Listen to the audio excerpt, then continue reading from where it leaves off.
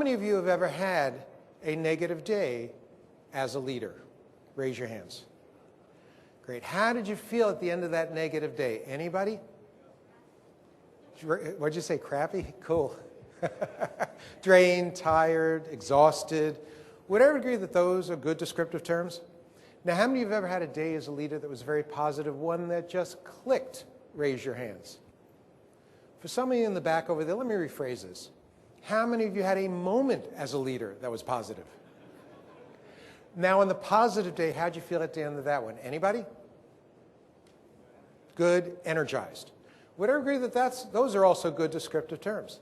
See, it's very real. Negative disaster days, you're physically, you're mentally, you're emotionally, you're drained and exhausted. Positive days, you're energized. What if, as a leader, you could create every day to be a positive day for yourself?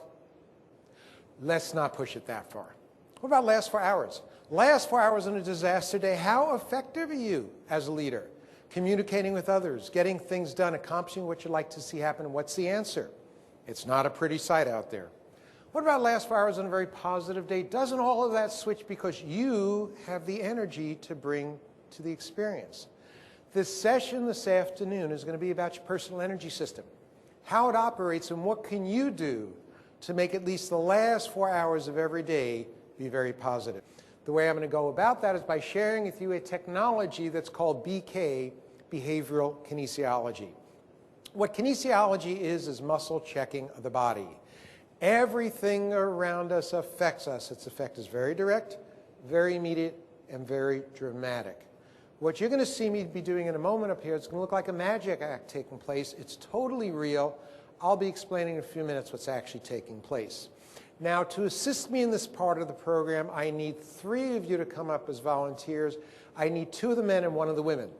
So pick yourselves, first 3 up win. So in terms of what I'm going to be sharing once we get our volunteers up here, looking like a trick, but actually being completely real, I want to show you this slide here to represent how what we normally perceive, how different it can be, but still be completely real. So on this slide here, how many smokestacks do you see up there? Anybody? 3. How many you see at the bottom? Anybody? 4. This artist is actually able to create on paper 3 at the top and 4 at the bottom. How'd you like to have your office in that building? Well, you start with 4, you get to 3. I don't know how you do, but we got a great view of what's going on outside. On paper, this does exist. What you're going to see me do in a moment, look to you as if it's 3 at the top, 4 at the bottom. Your response is going to be, this is impossible, can't be, it's as real as that slide. Let me find out who my volunteers are up here. Your name is? Brad Glenn with Walter Tobin. Brad and? Rochelle Jones with Bigfoot Construction. And Rochelle? Tim Foss, Ace Cutting. And Jim. So Brad, Rochelle, and Tim. Okay? So what you 3 are going to do is one at a time, you're going to be stepping in front of me, facing them. You're going to be sticking your strongest arm out with your thumb turned downward. I'm going to be pressing down. You're pushing up when I say resist. Brad, let's start with you. So facing them in front of me, strongest arm out, thumb turned downward. You're pushing up, I'm pushing down. Ready, resist. Okay, put your arm down. Now, Brad, you felt that as a hard pressure, correct? Yes. Great. Now, by the way, that's as hard as the lines get this afternoon, Brad. All right. Now, how many of you have heard of acupuncture? Raise your hands. Everybody. How many of you are familiar with the acupuncture meridian line concept? The meridian lines, raise your hands. A couple of folks. For those who are not, when an acupuncturist takes a needle and puts it into a person's body, we're not doing that today, Brad. When they do that, what they're attempting to do is stimulate an energy line that runs through the body that is called a meridian line. I want to demonstrate that these energy lines or meridian lines exist. It's going to look like a trick. It's not. I'll explain in a few minutes what happened. All I'm going to do on Brad, I'm going to take my fingers by his eye. I'm going to run straight down the same side of his body to the foot once. I'm not even touching the body. Eye to the foot all the way down once, not touching. Arm out, thumb down, Brad. You're pushing up, I'm pushing down. Ready, resist. Come on, guy. Ready, resist. Come on, Brad.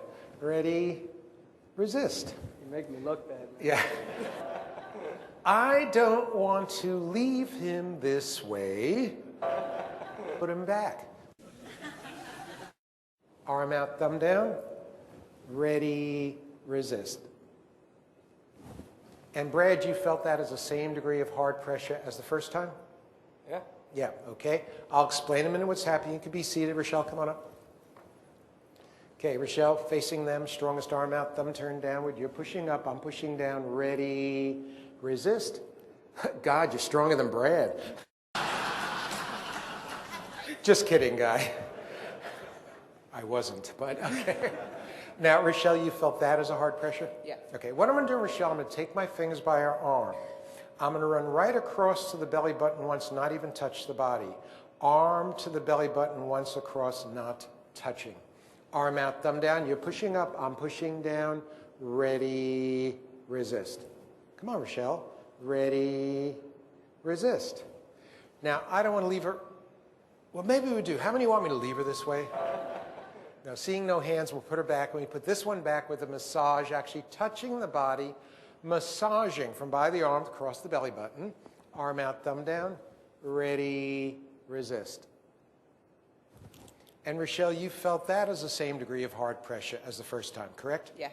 Okay, again, I'll explain in a minute what's happening. You can be